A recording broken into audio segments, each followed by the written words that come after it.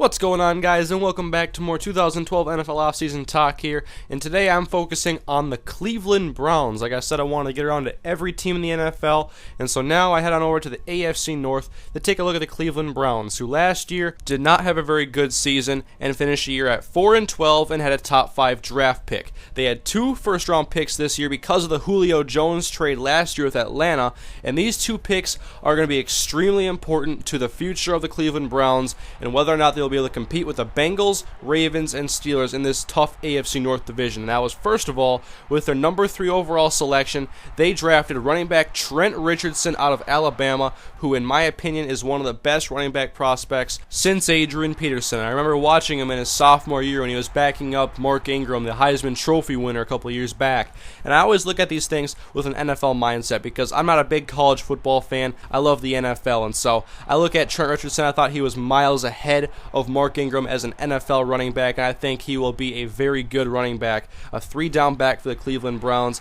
and taking over for one-year wonder Peyton Hillis. But now I want to shift my focus to the guy who I think is going to be much more pivotal to the success and the future of the Cleveland Browns, especially the near future, and that's their 28-year-old rookie quarterback whom they drafted late in the first round, Brandon Weeden out of Oklahoma State. And I'm excited about Brandon Weeden. He has the physical skills that translate well to the NFL. He's 6'4", 220, and I've watched him play a little bit at Oklahoma State when I was watching some of their games. They take a look at Justin Blackman, and I really liked what I saw from Weeden. I think he can be a good quarterback in the NFL, but the question is, how good will he be right away? Because pretty soon, he will be 30. I mean, he turns 29 in October, and so just a few weeks into the NFL season, he'll already be 29. But if he can give the Cleveland Browns 5, 6, 7 years, at least as a starting quarterback, that's good enough, I think, because Cleveland's been looking for a franchise quarterback for a very long time. Colt McCoy last year, he's struggled in his NFL career. He's on his way out. He's likely to be traded, and I'm excited for the duo of Brandon Weeden and Trent Richardson this year for the Cleveland Browns, and I also think Browns fans should be excited about this team this year to see how good they will be going into the future. I don't think this is a team that's going to be contending for anything this year, barring something crazy that I can't see coming, but I think this team is going to be more competitive, more fun to watch, but also a team that has a lot to improve upon from last year. They were 24th in passing yards, under 200 passing yards a game, 28th in rushing, coming off of a year where Peyton Hillis took the league by storm, and then he didn't play a lot last year, and when he did, he wasn't all that impressive. But the one strong point for Cleveland is their secondary and the fact that they were second in opposing passing yards last year. Of course, their number 1 cornerback is Joe Hayden, who's played very well in his NFL career, and at least that position or that part of the Cleveland defense is solidified. Obviously, still have a lot of work to do being 30th against rushing yards, but at least they're good against the pass because this is a passing league, and now they have to get their offense in gear because 24th in passing, 28th in rushing, but I think there is reason to be optimistic with new quarterback Brandon Weeden and, of course, Trent Richardson. A lot of people say this is the worst receiving core in the NFL.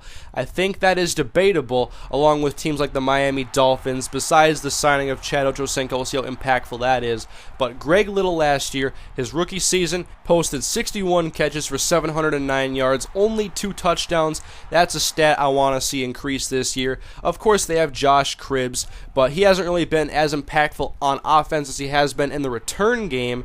And then, of course, this is another offseason where everybody's wondering if this is going to be the year that Muhammad Massaquoi finally emerges as a more competent pass catcher. In the draft, they went out and got Travis Benjamin out of Miami. He's a very fast, kind of slot receiver type of guy. We'll see if he really gets into much of the offense this year. And then they also got Mitchell Schwartz. A lot of debate about this draft pick here in the second round and whether he was worthy of the 37th overall pick. But I think he is going to be playing left tackle, protecting Brandon Weeden's blind side. I don't know a lot about him besides that his brother plays for the Minnesota Vikings, plays guard for him.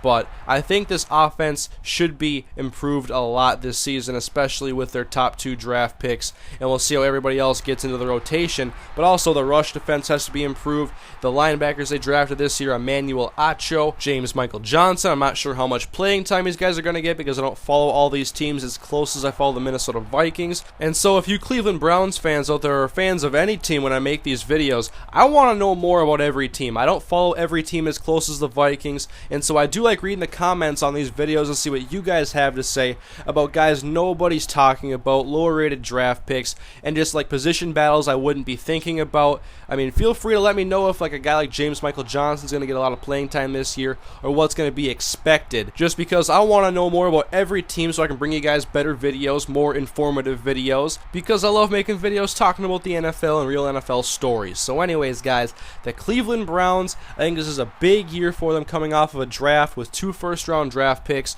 Trent Richardson, Brandon Weeden. Those guys, I think, hold the keys to the Browns offense and how this team is going to be in the coming years. In the next 5 years, this draft could have a lot of implications pertaining to this team's success and whether or not they can compete with one of the best divisions in the NFL. And so, Cleveland Browns fans, please do leave your feedback on what I had to say about your team and about anything I didn't talk about that you would like for me to know about certain position battles or just about certain draft picks and how they're doing in mini camps so far. Just leave Cleveland Browns comments. Just let me know about the Browns and how they're doing so far this offseason in their training camps and how ready they're going to be for the regular season.